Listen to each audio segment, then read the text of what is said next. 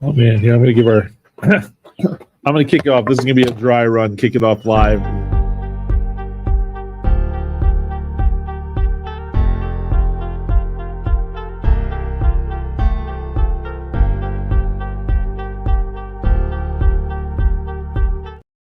And yeah, we'll come back to that. I'm outside and this is fogging up on me. And I don't have a mic, so hopefully the rain isn't drowning me out. I just set my phone in something gross. It's quite a morning, guys. Happy Wednesday. And so I'm pulling up the Instagram feed now. So if you're watching on Instagram, hi, welcome, good morning. If you're watching on YouTube, hi, welcome, good morning. If you're watching on Facebook, hi, welcome, good morning. And yeah, again, happy Wednesday. What a beautiful day we're having. I think it's our third day in a row of rain. And we're making the best of it. And yeah, Daphne, I see you. Hey, hi, good morning, Daphne. I noticed it's raining, so that means I might see you at the gym this evening, which would be awesome for some handstand push-ups and box jumps. We are hot and in the middle. Well, not in the middle. We are kicking off RX week strong and hot and fast, and we'll talk more about that when Jack pops on. In Jack's words, rain makes people dumb, and so he's running behind. So there she is. All right. Yeah, rain makes people dumb, which is I guess that's fair. I think some people proceed with extra caution when it rains, thus slowing things down and bogging things down. But then the people that don't proceed with caution, I think it just amplifies those people. So at the end of the day, you'd think it'd balance out, but it's just rain. And it's funny too, because there's only a few miles to go, but something about rain, man. Something about rain. People just they're overly cautious or they're not cautious enough, and what you'd hope would be a balance to a normal day just isn't that. So so we're making it through. But I hope everyone's having a great week. I hope everyone's enjoying RX week so far. It's a challenge, I think, not just you guys as athletes, but as as us as coaches as well. Like, driving home that point of the intended stimulus, which we talk about all the time, but also making sure that you guys are. It's easy to overscale, and it's a lot easier to underscale. But getting the point of that, like, understanding that the stimulus is what matters, and shaking off that, like, I got a question yesterday about, like, well, if I bike, is that scaled? I was like, well, if it keeps you within the intended stimulus, then no, we're good. So it's finding that, it's just trying to get our head out of that, like, oh, if I didn't do RX in a workout, I did less, or I only scaled, right? Or and so we'll talk about that a little bit more when Jack gets on. But it's a fun experiment for the coaches. It's a fun experiment for the athletes. It's fun conversations to have, and it's fun to kind of play with your fitness a little bit. On Barbara the other day was a great chance to. I was asked, like, well, if we go under 3 minutes in a round, does that count as RX? And I could have just made it. I could have just said the workout was, a 27 to 32 minute and fall within that. But I think that 3 to 4 minutes a round was important because it's easy to come out real fast in that first round and then slow down significantly by that last round. So to kind of fight to find that consistency across all 5 rounds, like kind of putting that pedal to the metal and hanging on to that 5 rounds, there's something to that. There's some magic to that. And so whereas, RX, the purpose of RX month is also to give some people some wins. I know that can also make it a little bit trickier. Like, well, I finished in 4:06, or, I finished that first round in 2:38. I just, I couldn't go any slower. But when you see you finish in 2:38 and your last round is like over 4 minutes, you should have gone slower, because that's a pretty big drop off from start to finish. And so, fun ways to kind of like challenge yourself and not worry so much about, what RX means outside of did you accomplish this work in the time that it was intended, or in the reps that was intended, or the amount that was intended, and not worrying so much about the numbers, but are we getting it? The handstand push-ups are a great one today, where the box jumps, maybe you say the box jumps the same, but maybe you're challenging yourself on the handstand push-ups, and maybe you cut those in half. Maybe you're doing strict handstand push-ups instead of going 2, 4, 6, 8, 10. You're going 1 and then 2 and then 3 to kind of work that handstand push-up, work that more challenging scale, but stay within the trying to get to 14 to 18 rounds. So good times. Cool. Hey, Native Runner. Hey, what's up, Dat? Oh, Dat. I hope you don't mind. I want to share that double under video of you. Your progress in your double unders. That was awesome, dude. Oh man. Sorry. I hope you don't mind me putting you on the spot. I'm glad to see you watching on the Instagrams. But yeah, certain things just take practice, and sometimes if you hold off and wait to get it done while you're in the gym, double unders are a great example. You'll hear me talk about it all the time. If you only practice double unders when they show up in workouts, it'll probably be a long time until you get double unders. And double unders they're not that hard of a movement. I know it's tricky to get them, and it's so much timing and coordination, and it is a dance. Do you have rhythm, and do you have the timing down, and do you have the steps down, and can you separate your feet from your hands? Do you have that body coordination? And people that are good at dancing make dancing look really easy. And then you go and take your first ballroom dancing class with your wife, and you're not as coordinated as you thought. But it takes consistent practice to get to where you need to go. And so, yeah, Dad, I'm gonna go ahead and share this because I thought this was really awesome. You pop it up here. All right, there's my man, Dat. So just practicing the double unders. This is so cool. He's got his Mute Sports Equipment jump rope going. Got his singles going. Yeah, looking at it work. Just some downtime. Look at those dubs. Yeah, man. Yeah, finding that jump. That looks great, dude. Oh, there they go. There they go. Yeah, man. Good practice, dude. So yeah, if you get a chance, follow, and also follow Dat for some other fun stuff to help you along your way with fitness. But here he is, Jackson in the house. What's up, dude? You started without me? I started without you. I was like, let me just get rolling and we'll jump right in and get it going. I was like, and the only reason is because like I was cold. I'm sitting out here and it's cold. Yeah. I was like, I need something to take my mind off it. So I 100% respect you starting without me. You late to class? Not my problem. There we go. Right. Class started at 8:00. So yep. But stuff does happen, and as I like to say, sometimes I'd rather you show up late than not show up at all. But I understand sometimes stuff happens. Yeah. So still make it great. But that doesn't mean hey, if you're always late, I'm happy to see you, because that starts to wear on me a little bit. Right. So. Yeah, I blamed the rain and the apparent IQ deduction that raining does on people driving. But at the same time, I didn't set myself up for success. I did not leave myself. I got distracted, wasted time. So shame on me, shame on the rain, shame on everybody, or just, hey, it is what it is. Well, it's funny because I was thinking how I was talking about how I feel like there are people when it rains become extra cautious and almost overly cautious to where like it really just kind of bogs things down. But then there's the people that treat a rainy day like any other day and aren't cautious. And you think it would like balance things out, but it doesn't. It just kind of makes more of a mess. Yeah, or just like I'm walking through okay, you're walking through the crosswalk. I got it. But like walk through the crosswalk. Like this person stopped in the middle of the crosswalk on Edgewood, the one that goes like across the street to the thing, which look, like I get it. Pedestrian has the right of way, but like it's a walk through the crosswalk. Continue to walk. Yeah.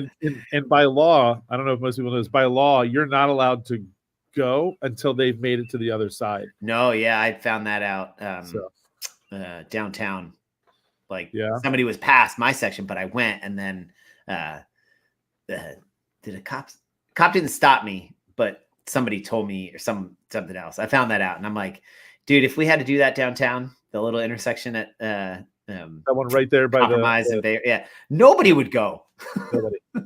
Nobody. It's, oh man, it's such a I think it too. I would see it a lot. I haven't driven down a lot, but Hilltop Lane, they do it a lot. There's a crosswalk right there between one of the complexes right before the Salvation Army and Pip Moyer. But a cop will hang out there and just wait to see. And I've seen them set people up too. There's a crosswalk right there. And they wait for people because there's constantly people crossing back and forth. But they'll nab people for not letting people all the way. And you got to let them all the way across before you go.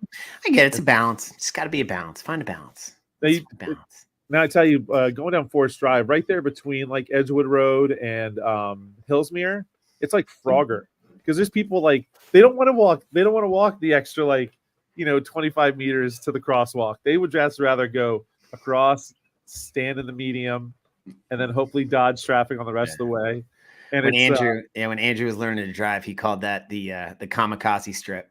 God, it so is, man. And it's people at night and they're wearing like black jackets and like dark colored pants. And it's just like, if you're going to do that, at least wear bright colors for me, please. Yeah. But it's crazy, man. So anyway, thanks for having me. Good to see you. Glad you started. What were you talking about? I love the background still. So great. Yeah, still. April showers bring May flowers. Yeah. And then, it's funny after that conversation, we had that day about the cherry blossoms, and we were starting talking about the Nationals, and the Nationals had like their City Connect like Nationals cherry blossom jerseys. And I was like, oh, we need cherry blossom swag. And we talked. That's right. Yeah, and so as of Friday, we will have. I'm calling this our Fairwinds City Connect block. So I'm going to do a pre-order starting on Friday where people can get this stuff. But I just basically sent the designers like, hey, this is the Nationals logo with cherry blossoms, and I want something like this, and they basically just did exactly that. So that's super pretty. Those are cool. Yeah, I thought they were cool, and I like how they the colors too. It was a couple people said to me one time they felt like that our shirts were too masculine, like there weren't enough options that were a little bit more feminine. I was like, well, what does more feminine mean? And they were like, well, flowers. We want flowers. I was like, okay, that's fair. Like, I'll come with some. And they sent me a couple of designs of things that they thought might work. I was like, okay, cool. We can make that work. And then the cherry blossoms just made sense. And I was like, cool. And I feel like even with these, like with the right color, with a certain color too, it feels a little bit more neutral as well. Like it's not masculine, it's not feminine. The cherry blossoms kind of represent the area. But I think this is a way of not being overly masculine, but not being overly feminine, and hopefully finding a sweet spot in between. And really, at the end of the day, who gives a shit if you like the shirt? Wear it. If you don't. So, it's cool. Yeah. So anyway, that's been my journey down the next design for Fairwind swag. So it's fun and exhausting at the same time, as you heard me talk about in the many years that we've dealt with swag. So yeah, we were just we as in everyone that's listening in, before you popped on, we were just talking about how we're into RX month, and I popped up the video you popped in. Dat posted a video of his progress on double unders on Instagram, and he was just how he went from just kind of singles, do a couple dubs in a row to like he's getting there, but he's practicing in his office. And so it's like 6 weeks of just practice and just steady practice on that double under. And I said the double under is it's one of those movements, if you only do it when it shows up in class, it's not going to get there. You're probably not going to get there anytime soon. And I said I was talking about how it's kind of like dancing, where like someone's good at it, makes it really easy, and you're like, oh, I can do that. And then you try it, you realize how uncoordinated you are and how your timing's off and how you're stepping on your partner's toes all the time. Like, dude, scoot over. I'm trying to jump rope here. So, but it was really cool. It was a cool video of Dat just showing like just a couple minutes a few times a week. You can get pretty far in double unders in a relatively short, like 6 weeks isn't short, but in the grand scheme of things, it kind of is. Yeah. For people that work on dubs forever. So anyway, that's what we were jibber jabbing about, and a little bit of RX month and just how we are. I said we're like in the heat of it, but we're like 3 days in. Yeah, not the heat of it. Yeah, not the heat of it. I thought we came out strong with Barbara, and I was talking about how I had set up the expectation. Like I could have made Barbara. I could have just said Barbara is a fall within 27 to 32 minute time range. But I liked the kind of push of that you also need your rounds to be within 3 to 4 minutes, because that there was someone had asked me like, well, if I finish like the first round under 3 minutes, but the rest are like within 3 to 4, is that RX? I was like, that's a no. And as we talked about, like it's one of those ones where you can, it's meant to kind of be a sprint, but like it's easy to like I could finish that first round in 2:30, and then my last round is closer to 4:30. That's a 2-minute drop off. That's a big drop in intensity over the course of those 5 rounds. So I like that. I thought that'd be a fun challenge to kick it off, and then kept it simple kind of the rest of the week, where it's just like fall within time stimulus these couple days and don't overthink it. But anyway. So which do you think is harder, Barbara or today's AMRAP, Wednesday's AMRAP? So I haven't done today's. I think Barbara's a grind. So is it harder? Like, do you mean, is it harder to, in the context of RX month, I'll ask a better question, or maybe a more specific question. In the context of RX month, which is more difficult to hit the target of having a stimulus, having a plan to execute within that stimulus, and then during the execution of that plan, not changing it and hitting the stimulus that you said you were going to hit? Which one do you think is more difficult to execute upon those 3 sort of requirements to be able to then mash the RX button when it's all over? I would almost say today, because of the skill of that handstand push-up, is it can like early on, those small rounds feel pretty good, the 2s and the 4s and the 6s, and then they probably fall apart pretty quick. Whereas like with Barbara, you can kind of have a general, like the pull-ups and push-ups are there, and I was talking about it, Barbara, too, like Murph. Like sometimes people look at Murph and be like, oh, 100 pull-ups, that's going to be tough. It's like pull-ups aren't the thing, and like it's those push-ups, and then the sit-ups and squats. You just gotta be willing to hang on with that burn for a little bit and finish it out. Right. But I think with the handstand push-ups, like there's going to be a point where like you had a plan, and all of a sudden that plan goes to heck because you can't do any more handstand push-ups. Right. And so this is how I understand how to teach, or how to convey the importance of RX month to an athlete, both who has been doing this for 10 years or who's been doing it for 1 week.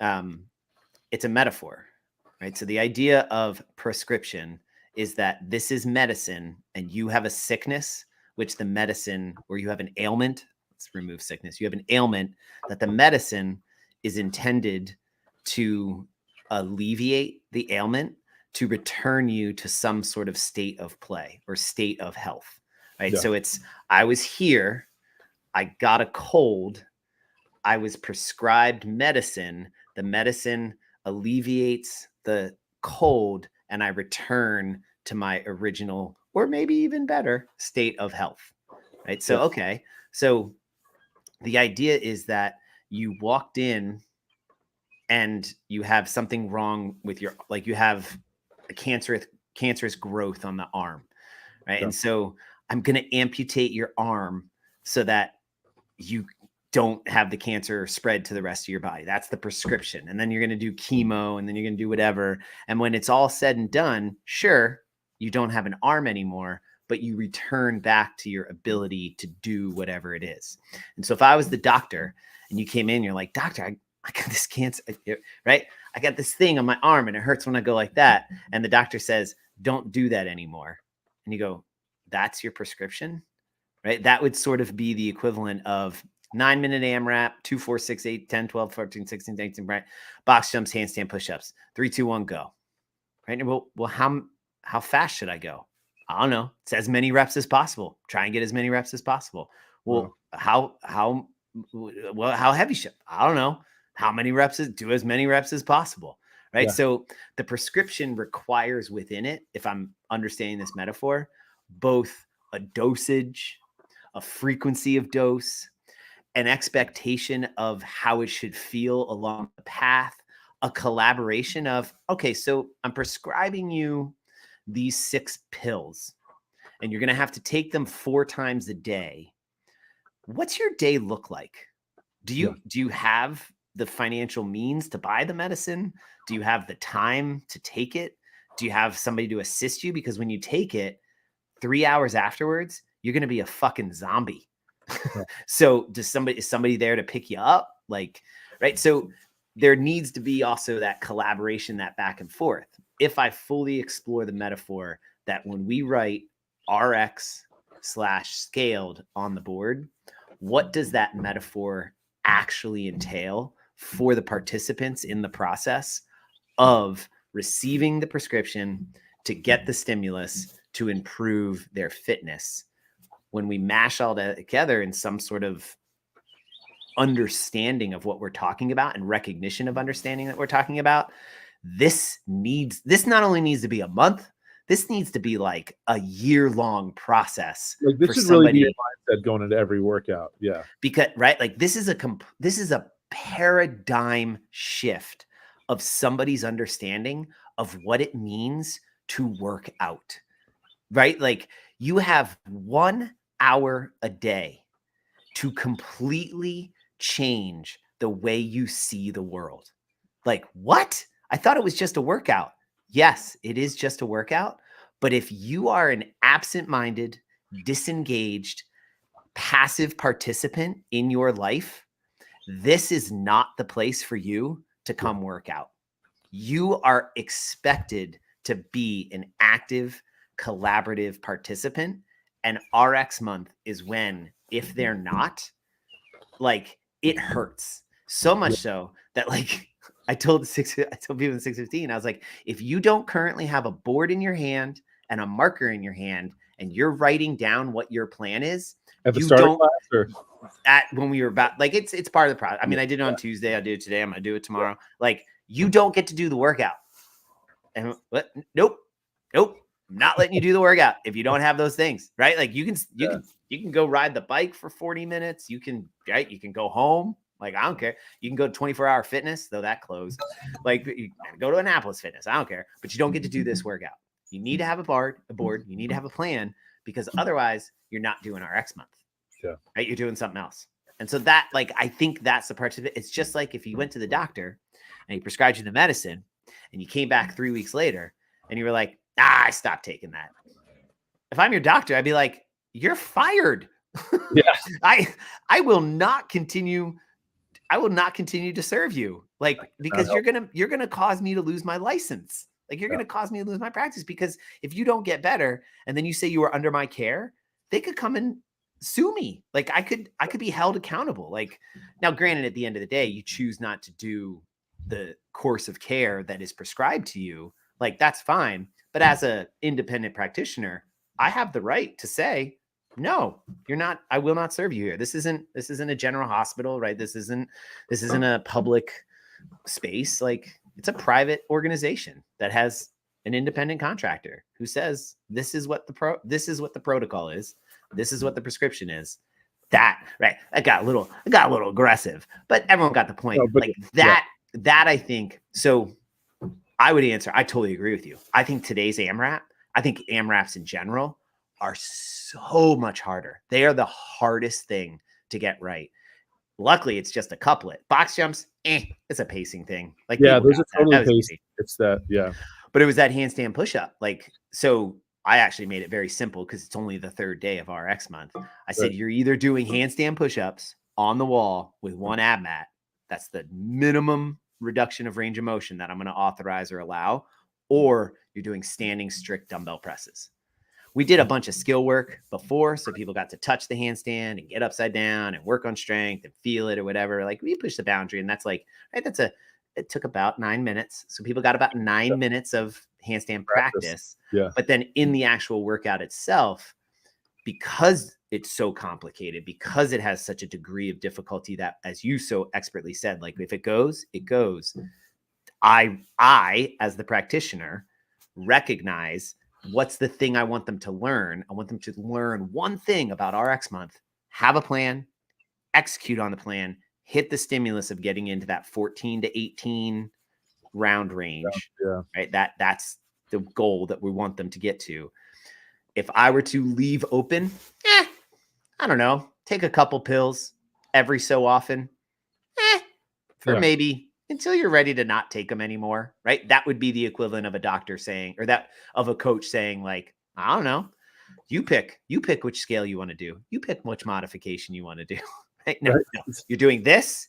If you can do this, if you can't, you're doing this. That's it. It's binary because you've got so many other things to worry about. I'm going to give you the direction. But yeah, that's my long-winded soliloquy. I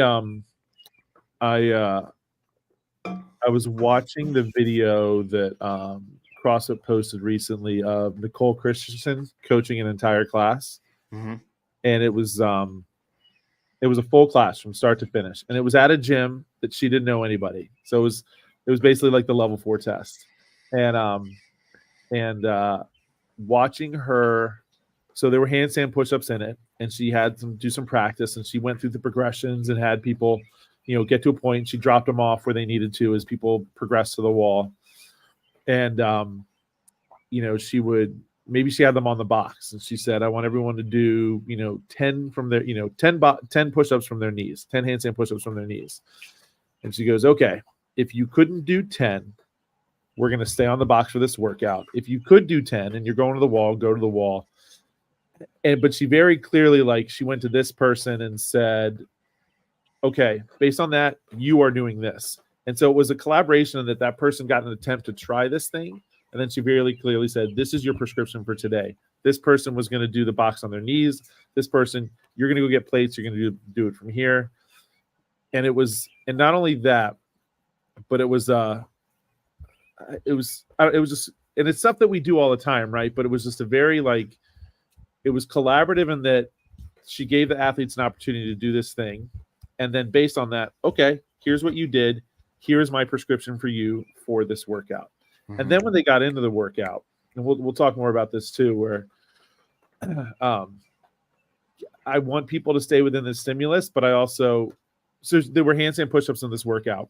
And this one person was on a box, and he was doing the thing where he basically was just kind of doing elevated push-ups. He wasn't actually driving through or shifting his head forward. And she straight up stopped him and said, okay, we're not going to count those reps. Here's what you're going to do. And she got him into it, and she got him to do it right. And she goes, how do those feel? And he goes, harder. And she goes, good, because you're doing them right. Yeah. And she goes, okay, what number were you on? She goes, okay, do 5 more. And so it's one of those, I was also kind of watching that for myself. It's sometimes I need to stop you, and it may mean you're going to miss the stimulus because I slowed you down because I had to stop and fix this thing. But that stimulus is also, are you getting that handstand push-up correct? And are you getting it right? And I think I kind of went down a rabbit hole a little bit. But going back, that conversation of you need to come in with a plan, and we work together and figure it out and then find the sweet spot for you. And I think that's one thing that I've liked about RX Month is it's going to force people to have to think about it a little bit, because I'm not going to hold your hand the whole way. Do you feel guilty when you go to a restaurant and ask them to modify an item on the menu? If it's a bacon cheeseburger and you ask them to add grilled onions and mushrooms, do you feel bad about that? No. Then why should we as coaches feel badly, or why should athletes get offended when in the middle of a workout you have to modify or scale their movement or their execution of the thing in order to improve their experience, knowing full well that doing something better and moving better will improve their experience? Yeah. Right. So if somebody's like, I hate tarragon, it's disgusting. And this is where I always use tarragon because I really don't know what it is. I don't really know. I don't know what it tastes like. I have no idea. I've never used it in a recipe. But it sounds like the name of a mythical creature. Right? So I hate tarragon, but tarragon is a critical thing in the recipe. And I go to a restaurant that is like a 3-star Michelin star chef, whatever, and he uses tarragon. She uses tarragon in the recipe, and I am not a 3-star Michigan star, whatever. You know what I mean? And and I say, well, I'm not going to eat this because I have tarragon, right? They're not in the business of making crap. They're in the business of winning awards and being one of the best restaurants in the world. Eat eat it the way that they're prescribing it. Eat Try it! it. Yeah. Just eat the sandwich. Say it. Yeah. Try it the way the person who is the expert, who you're paying for their expertise, to give it a try. And then on the flip side, if I'm the chef that's mailing it in and I have no idea what tarragon tastes like, I have no business taking somebody's money and Yeah. offering them a service, right? Like Yeah. there is a reciprocity of responsibility of be willing to trust the expert who you've paid the money to. Right. And if I'm the expert, I better be damn sure that the correction, the scale, the modification, the prescription that I'm offering is going to yield the stimulus that I say it's going to yield.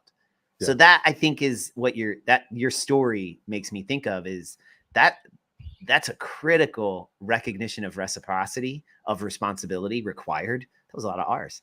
Yeah. By everybody involved in the process. Yeah.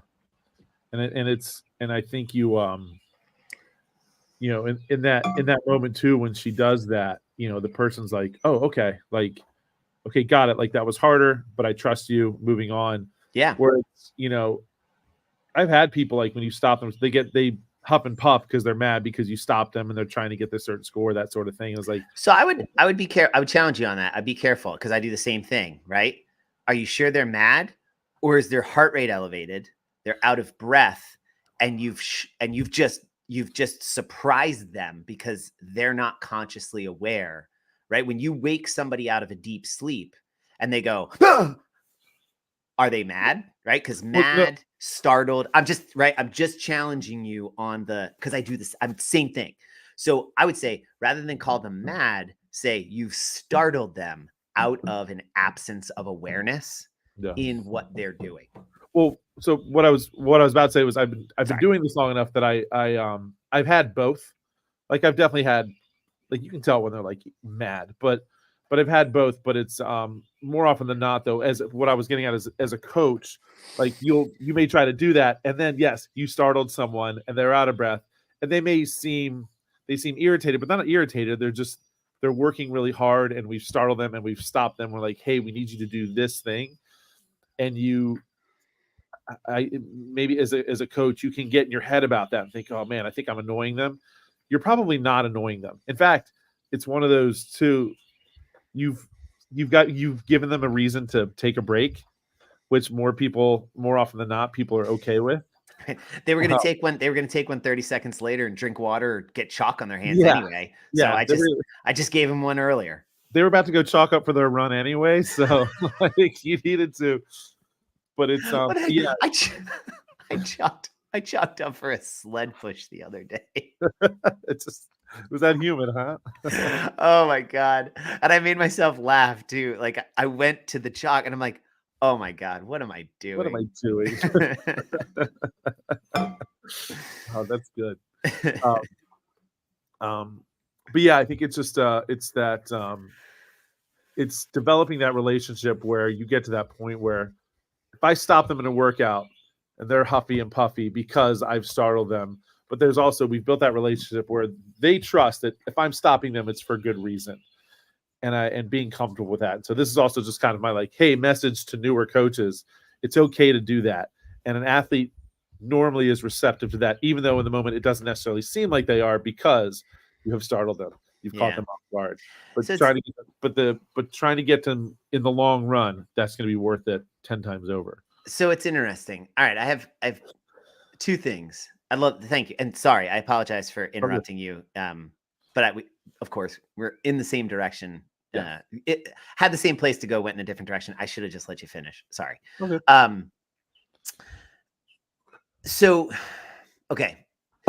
Had an athlete this morning say, which was awesome, so much fun. Class, I love RX month. This is my most wonderful time of the year, because it's an excuse for me to deliberately be the idealist of this methodology that I love being, but also at the same time, like, I love every year it's a little bit different, and I can like I find a better balance point. So we were talking about it after 6:15, and somebody said, related a story of she was a teacher at one point, and it was for a paralegal class, and the students came in and they started negotiating with her about the deadlines on the papers. And she's like, or the projects or whatever. And she's like, what the funk are you doing? Like, and it's like their major course. They're like their 4-credit class for the degree, for the associate's degree. And she's like, you're going into a career where like the foundation of your job, your profession, is to meet deadlines. Like the deadlines are not negotiable. The lawyer, the partner, the judge is not going to be like, that's fine. You can turn this in 6 days late. Nah, we're not going to hold court today for you. Like, that's okay. You don't need to breathe. Like, she's like, no, turn your shit in on time. Right? Like, people's lives hang in the balance right. of these deadlines. Some more extreme than others, but yeah. So in that context, all right. So that's my setup. So there you go.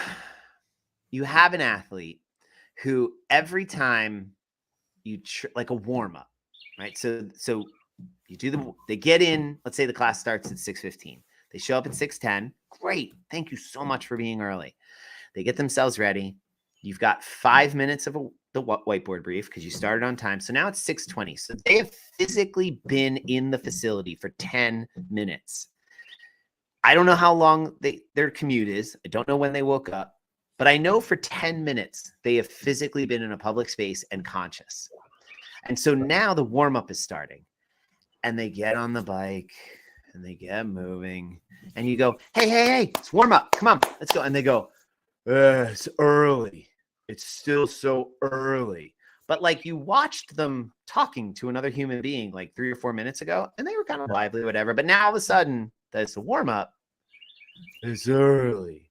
Yeah. How many times do you allow that? Do you just sort of not like that you let that habit of they're, from my perspective as a coach, they're missing the opportunity to optimize the time that we have there to improve their physical capability to yield to the stimulus that you're trying to get to. Because at some point when it's 3, 2, 1, go, like I want them moving full range of motion at the speed with the consistency and intensity that will yield the stimulus. And if I back that up, they have to be moving at 50 to 60% effort. That is not relative perceived effort, but quantifiable 65 RPMs on the C2 bike, because that's what we have determined is the 65 to 75% window for the 99 percentile of people. And they're, or like, all right, everyone pick up your dumbbells. Let's get down into the bottom of the squat. And it's same person, same type of person, whatever. And type of person that starts to sound shitty, right? I'm pigeonholing people, but like it takes them 45 seconds to get down into the bottom of the squat. And it's like, no. We were just moving. Like, just come on. Like how do I do that, coach? Like, how do I call that out and not accept, oh, it's still early, I'm just not moving. Right. And it could be the flip side at the 5:15 or 5:30 class of like, it's been a long day. Takes me a while to get going.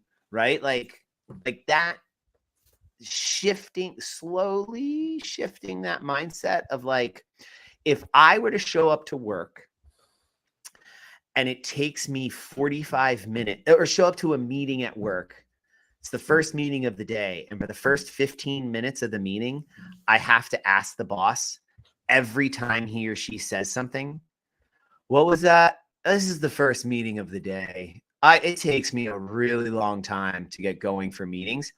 I'm pretty sure they'd ask me not to come back anymore. Yeah, that's it's the I love that the person that shows up for work and like your shift starts at 9 o'clock. You get there at 9 o'clock. Well, I gotta get my coffee first, and you go to the bathroom. Like, yeah, it's the same thing. Like, your job starts at 9 o'clock. Be ready to go at 9 o'clock. And so I don't want to turn the workout into a job. I get it. No. It's different. I'm right. And I want it to be a place where people, and here's the translation, like whether it's coaching or whatever, like I'm trying to see it legitimately through somebody else's lens, to the point where like I recognize and appreciate it so much that that's why I don't go to classes. Like if I did go to classes, like I would make sure that when I get to the class, I am emotionally, physically, and socially ready to be respectful and to be a part of the class. But I know that that takes me like 6 weeks of preparation to get ready for. As a human being and as an individual, I've learned that. And that's why like I don't really like sushi, right? Like, so somebody's like, hey, we're going to go get sushi. It's going to be a ton of fun. I'd be like, sweet, awesome. I'm going to make sure I have myself a turkey and cheese sandwich and maybe some like, other food that I'm not hungry when we go to sushi, so that when we go to sushi and they order the rolls, they're gonna be like, oh, that's so cool. Right. And I don't eat it, but I'm not like dependent on eating the sushi. I go for the social aspect and the emotional, so I can say, yes, let's go out. Right. So if I'm going to a class, it's like, I know me and I know my fitness journey. I've been doing this long enough. Like, I'm not going to the class to get a workout. like I'm going to the class for the other aspects and components. So that, like, I know that. And so if that's the case, like, that's my question of, can I see it from the lens of somebody who is coming to the class for fitness, who is coming to the class for a mashup of those things?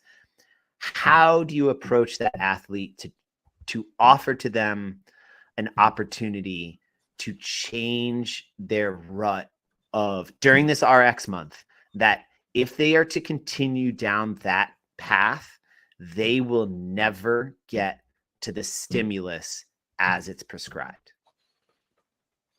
And they will fail at the margins of their exposure and fail to manifest the full potential of what this methodology can offer them. Yeah, I think that's key. I think part of that, I don't know if you were actually like looking for an answer. Like, I think it was more hypothetical. It is a hypothetical, but I'd be curious, like how, like where you land on that. Like I'm curious what your take on it is. Like I totally, because there's people like all right, we're in the warm up and there's there's that I totally can understand and appreciate. We just did Barbara on Monday and you're still pretty sore, so you're feeling every creak and crack in your body as you're moving. But I guess what I'm saying is, it's like, instead of kind of groaning about it, just like stopping moving because you're like, oh, I'm just so sore, and you kind of half-ass that warm up, just continue moving to the best of your ability as you get warmed up, and maybe minimize the groaning. But it's just, I think that's, I don't know. I'm with you from the, it all starts. It's that whole, when the, what is it? Like, the make your bed or win the morning or whatever. I feel like starting off the class on a note like that, we were just like, ugh. Like, you're not setting up to win that class, that day, that hour. I think you're just snowballing yourself. So I liked, I forget who it was. I think it was Claire that sent me this video of this woman who was talking about, there's this woman in her gym, Terry, and she said every time a coach says like, hey, we're going to do this, we're going to do that, where people would typically go like, burpees, Terry goes, woo, and she just goes, woo, and whatever it is, like, Terry's that person that will go woo. And this one was saying how it has a very clear, like, positive effect on everyone else around her. Like, and then other people start wooing and they've gotten themselves into a better place mentally. So it's that instead of meeting something like the warm up with a groan, you don't have to do it out loud, but give yourself a woo, and maybe just that will be enough to get you going. Maybe it's just that shift in mentality. But I think we can talk about it all day, but they have to want to do it themselves, right? Yeah. But but I have shared that video with a few people, and now I've got a few woos in class every once in a while. So if you ever hear someone talking about Terry, that's what that was. Yeah. Terry. I've seen that. I've seen that before. Yeah. But somebody else mentioned it too. Yeah, it's be like Terry, be the Be like woo, Terry. be the woo person. Yeah. Yeah, I guess. I mean, do we need to do an RX? Do we need to make sure that there's an intended stimulus for the warm up too? Like if you want to go RX for the day, you have to hit the intended stimulus of the warm up. Well, I do. I mean, I make that very explicit. Like, so today's warm up for the SAMRAP, I forget what the CAP plan was, but I tried to do something similar. I actually stole from the Work Your Weaknesses. They have the like it's like a 200-meter run, 400-meter run, 800-meter run, 100-meter sprint. You take 30 seconds rest between. I think you do that like 3 or 4 times. So what I had them do was 30 seconds on a machine, 30-second rest, minute on a machine, 30 seconds rest, minute and a half on a machine, 30 seconds rest, 10 seconds, ludicrous speed. And the idea being that 30 seconds go at a pace that is fine, right? You feel okay. 1 minute, go at the exact same pace. And now you have a quantitative readout on your machine, pace, stroke rate, cadence, whatever. Minute and a half, hold that same pace. Most likely at the end of the minute and the minute and a half, you're distinctly more tired than you were at the end of the 30 seconds. Yeah. And what you're doing is you're correlating quantitative effort to qualitative relative perceived effort. Because in an AMRAP, what happens? First 2, first 4, first 6. I'm going so fast. I feel so good. Right? You finish the first 8 in like 90 seconds. And then it's, and you rest for a minute and you're like, what the funk? And the person who goes at metronome pace looks like they're accelerating in the last 3 minutes, but they've just held the same pace across while everyone has slowed down. That seems so simple. It's like, oh, right. But that's so hard to do. Yeah. So we did that one time through.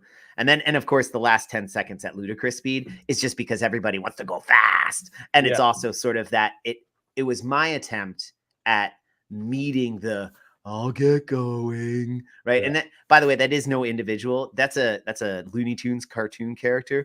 Which way did we go? Which way did we go? Right. Like it's that. Yeah, it's that character. I was picturing Eeyore the entire time. Like there's Eeyore, it's not an individual. I get it, because that person is inside me too. Many times. I think we've all been that person at some point. Totally. Yeah.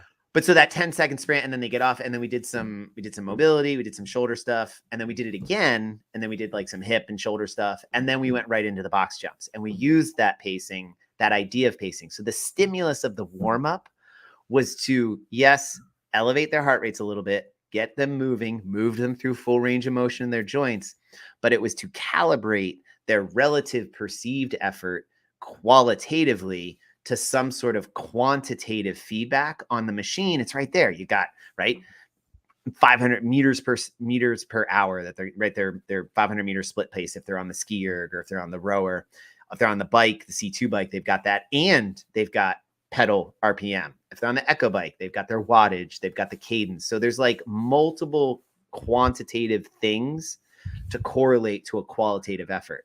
When they moved to the box, when we did the box jump pacing thing, they've only got their qualitative speed of the jump and a clock and the time it takes. So I had them do 2 box jumps at a pace and see how long it took them.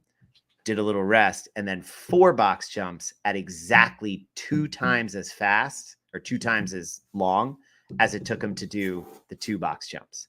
So basically, if it took them 10 seconds to do 2 box jumps, it needed to take them 20 seconds to do 4 box jumps. Gotcha. Now they have a quantitative pace to a qualitative effort. Not perfect, but I will tell you, I saw across the classes a lot of people moving at a very deliberate, very consistent pace into the rounds of 12, 14, and 16 of box jumps. And I was like, nailed it, right? Home run.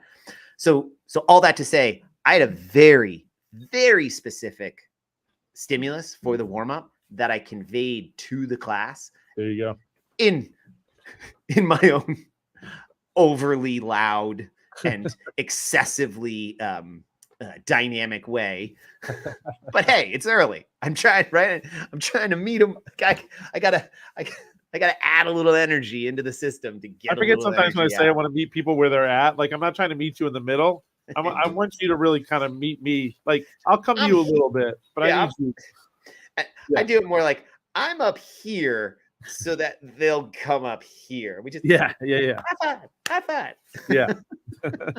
Slap hands. But to me, like, cool. Yeah, I think that was a really long answer to your question. Like, no, yeah, cool. if you don't have a stimulus for the warm up, then why are they doing it? Right. And if you don't convey that stimulus to the class as the warm up, then if I'm an athlete in that class and I'm being coached by somebody and they have not conveyed why we're doing something in the warm up, my first, hey, coach, what the fuck are we doing this for? Right. And if they don't have an immediate answer for me, I'd be like, you're out. Yeah. I'm going to 24. Yeah. See, that's good. That's having me reflect on my own. I definitely don't mail in warm-ups, but I could be more deliberate in what or even more transparent as to what it is I'm trying to get out of that warm-up. So it doesn't feel so. So this is good. This is good. This would be good practice for today too. This is a great, I love, well, first off, I love CAP programming. Yeah. It's absolutely a joy. I think they do a phenomenal job. I think their warm-ups, now that I've been aware of it and following it, with the running warm-up, it's always the same drill. I love consistency of warm-ups. Yeah. I think there is a time and place for them. I think they, as a entity, and again, they are programming for the world. As a gym owner, as a professional within the scope of it, I think what makes them so great is their warm-up for today. I forget exactly what it is, but it gave me a time hack that I knew, like, okay, that's awesome. I know what this portion should take about 7 minutes. I know this portion should take about 5. I can see, I see what they did. They mixed just some dynamic range of motion and some position work. Awesome.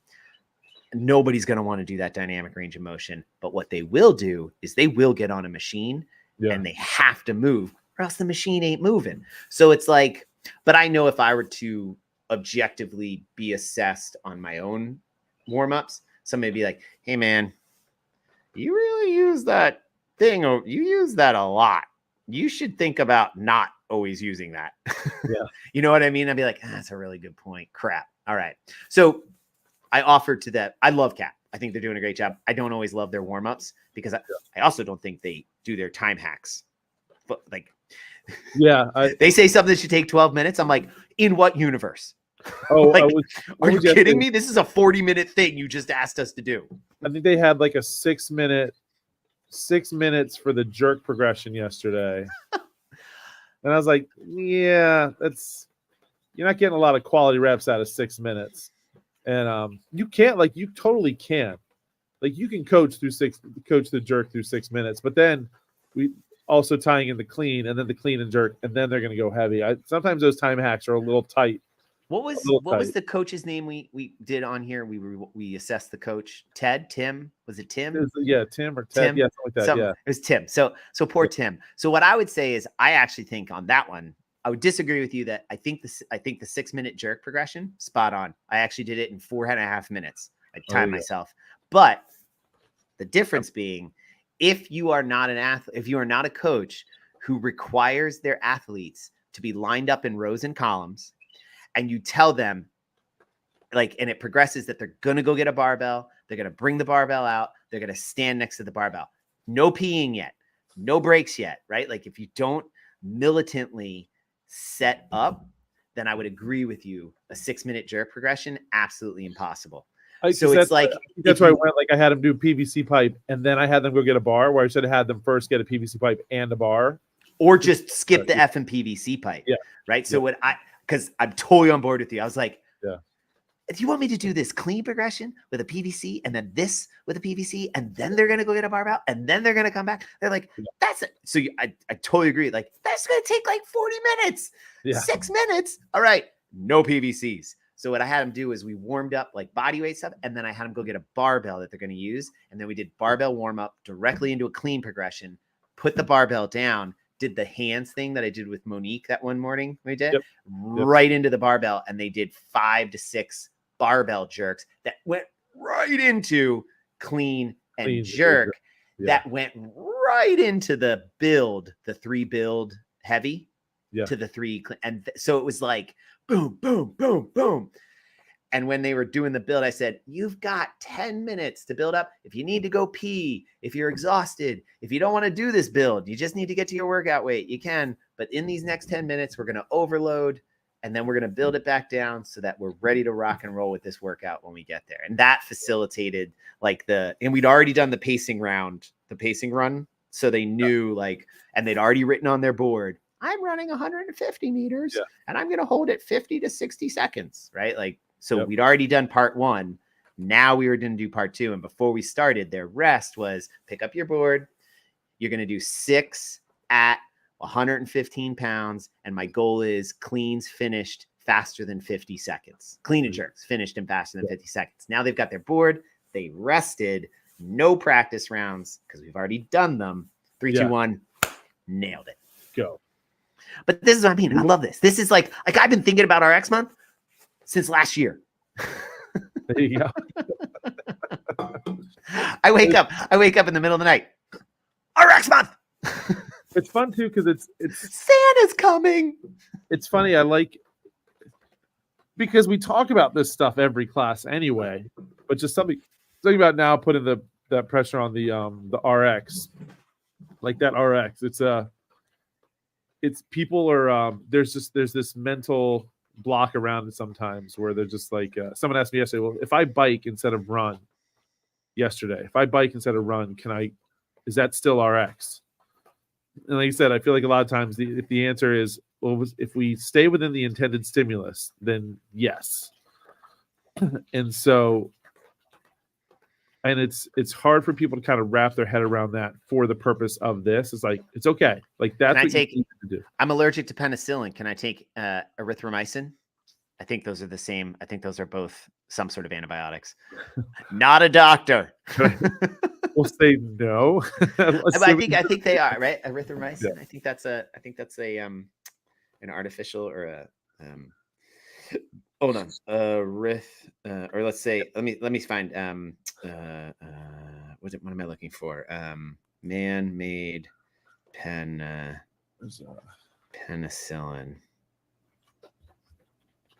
I loved your let me pull it up real quick. I loved your notes on Barbara the other day. Like I just thought where's the results? I'm just trying to animate. Well, so antibiotic, right. Because that was that's why I think Barbara is so difficult because I added way too many variables. I replaced the pull-ups with the ski erg. I should have only done 5 calories, but I replaced the push-ups with the air bike, my version of the Echo bike. I should have only done 10 calories. Should have been 5, 10, half bar rip. But do you mind if I share your notes real quick? Yeah, fire it up. Cool. Yeah, it was cool. Scaled not because of my modification, because I completely missed the mark with my scaled modifications, which is that's part of this. This is such a learning experience for a lot of people too. And this was a good one to go. But yeah, modified 10 cal ski, 20 cal air bike, 30 sit-ups, 40 air squats. And that's still fitness to be had. Like you said, because what were your rounds? 3. So that 404 missed it right from the get-go. And I mean, I didn't look at the clock until I hit the squats. And I was at 302, 303 starting the 40 squats. And I was like, fuck. There's no way I'm doing 40 squats in under 20 seconds, 30 seconds to be in 330. Yeah. So I finished the round. And I still only gave myself 3 minutes rest, but I was like, crap. All right. So I cut off. So what I did not want to short the ski erg and the bike because I look at Barbara as you described, pull-ups and push-ups in Barbara are the afterthought. They're not the workout. Barbara is the sit-ups and the squats. people think it's the pull-ups and push-ups because they're such a harder gymnastic skill than the sit-ups and squats.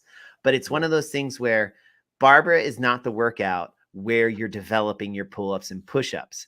Barbara is the workout where when you do pull-ups and push-ups at a lower volume, unbroken, fast and furious, how does that interfere your ability to do an insane volume of sit-ups and air squats? Right. So it's that just because the movement is difficult for you doesn't mean that's the stimulus. What it means is you need to find a scale or modification that allows you to move as fast through that as if you were an elite level games athlete who's doing 10 pull-ups and 20 push-ups unbroken. 20 pull-ups and 30 push-ups unbroken in about a minute and a half. Yeah.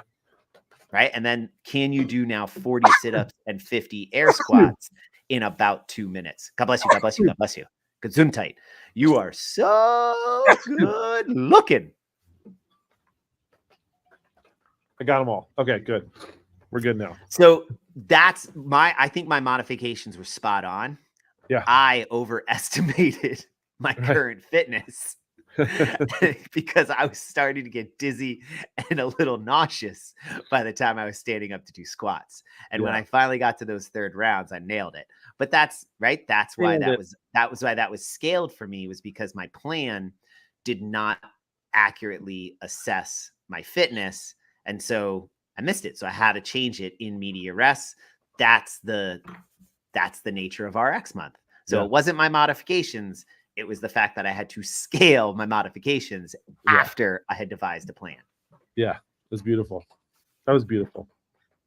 And that's it. That's the nature of RX month. Like, and so simple. That's so simple. That like, that makes sense, right? Like, if you change the plan in the middle of the execution of the plan, this month, that's called scale. I will say this. Billy made a great point. This is don't like to talk about athletes. They're not physically here, but I think that this is 100%. He was right. This is a little bit of a feedback to you. If you are somebody who uses SugarWOD to track your stuff long-term, putting Barbara in to SugarWOD and telling athletes to put their results into Barbara and market RX is going to mess up their long-term profile. So I thought about that on, I think it was like Sunday evening. I was like, I know, you know what I should do? I should go back and leave it and then discuss it. And you had already logged your score, and it doesn't. When someone logs the score, no, I know. Text me. I don't care because I don't give a shit about that stuff. Like I didn't doing this long enough. Like I seriously, the observable, measurable, repeatable. I got it, but like it doesn't matter. So if that ever happens, just delete it. I'll rewrite it. Right, I got it somewhere. I have to see like if it even lets me. Like I know it doesn't let me change it. If someone's already logged a score, you can totally. I think I can delete it. Just go in the back end and delete it. But I that can way, also go back, so I can also send people a quick video of, hey, here's how you can go into your profile under your benchmarks and do that. I mean, that's at this point, that's an extra step. I can show people how to do that. But yeah, absolutely. But I'm saying you wouldn't even have to do that. What I'm saying is in the programming, you put Barbara in there, but they can't. They don't log a score, and then put RX month Barbara, and you just copy and paste it. And then that's where they would program, or that's where they would put their score in, because it's going to happen over this month. There's going to be other benchmark named lifts, whatever. And if we're doing squat snatches, but somebody can't get to a squat, but I give them a dumbbell snatch or something. Yeah.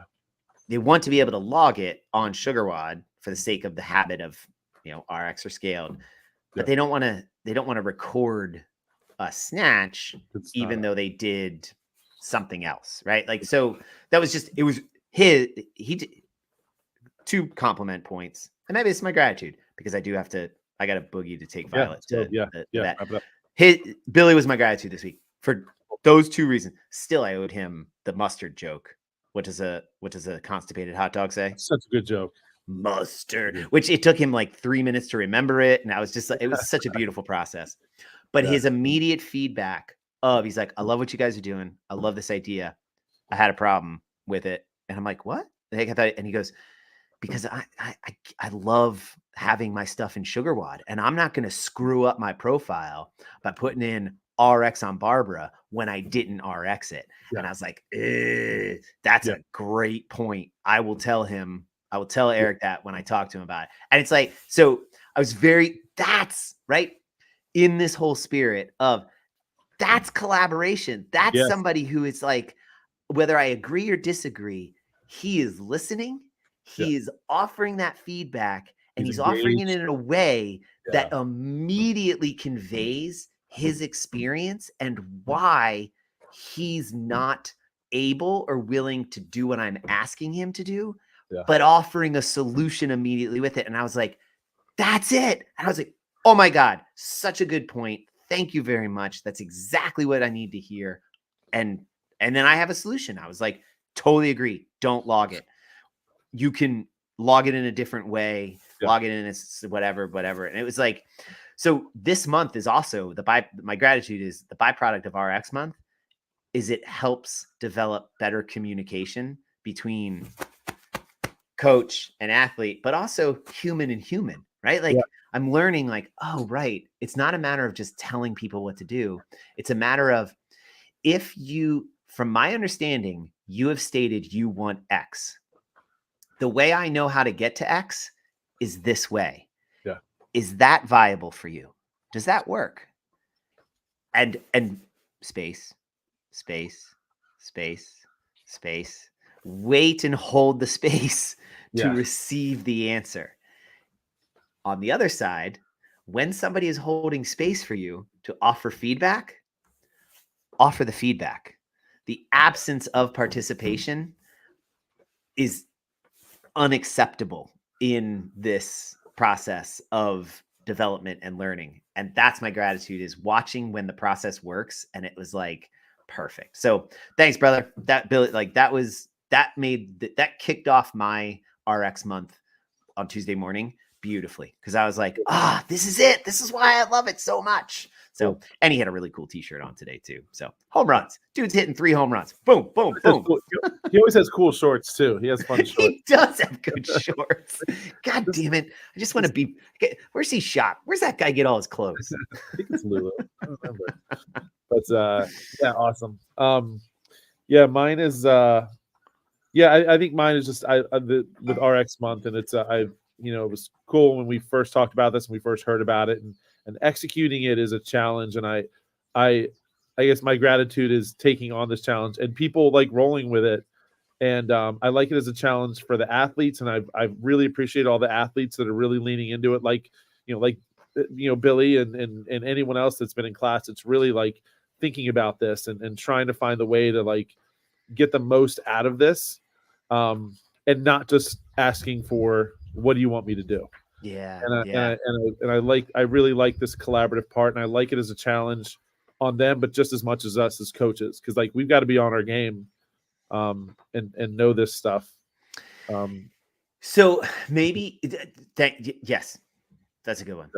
Can your gratitude made me think of something of like, I've been working with my dad on golf swing, and I tried to offer to him so that I don't respond to him or react to him like a 9-year-old, like 9-year-old Jack.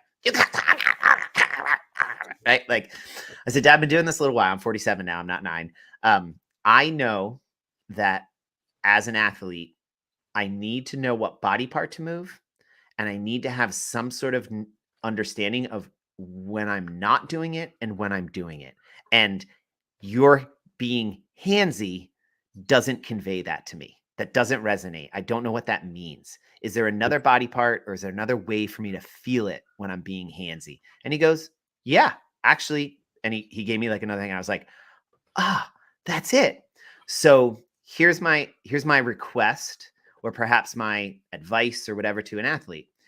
If as the workout's about to begin, I have to ask the question, wait, do we start with the run or do we start with the cleans? Then you are not participating in the process if you need to ask that question. I'm not saying don't ask it.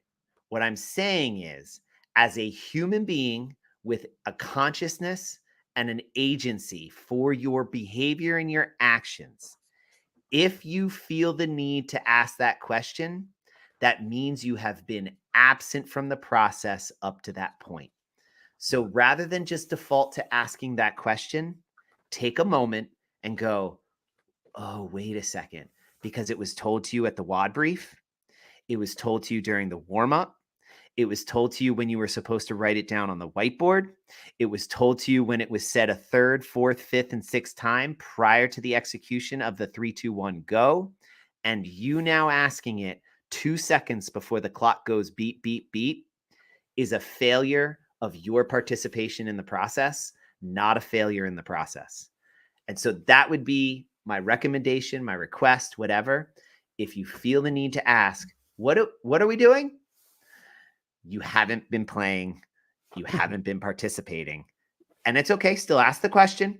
Just know that you're not meeting your responsibility in your journey of fitness. You didn't even mention that it's written on the whiteboard and in Silhouette. You probably looked at before you came. You didn't even mention, before you asked the question, look at the places where you can normally find that answer. Right. And that's all. It's a request. Yeah. And I'm still ask the question, right? Like you said from the very beginning, try not to be late. If it's habitual, maybe we should have a conversation about why you're habitually late, but it's always better to be there than it is to just not come. I'd rather you be there late than not at all. I'd rather you ask the question than just not participate at all at some point. At least you're jumping in. You're jumping in a lot later than you could have. And maybe move the needle a little bit for yourself of like, hey, we've established places for you to participate that you don't have to ask that question anymore. Yeah. Now, if it's one of those things where, yeah, but that's how I feel seen. Awesome. I love that feedback. I'll tell you what, I'll make a deal with you. I will see you in a different way. I will offer you that same stimulus of being recognized in a much healthier, much more productive way. I'm totally on board on playing that game. There you go. Because asking that question for me as a person and as a professional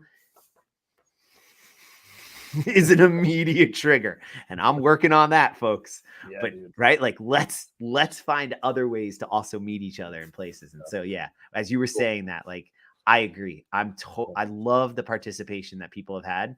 The next step is, pay attention to signs. If you're feeling like you've always got to ask, what are we doing? What are we doing? What's happening?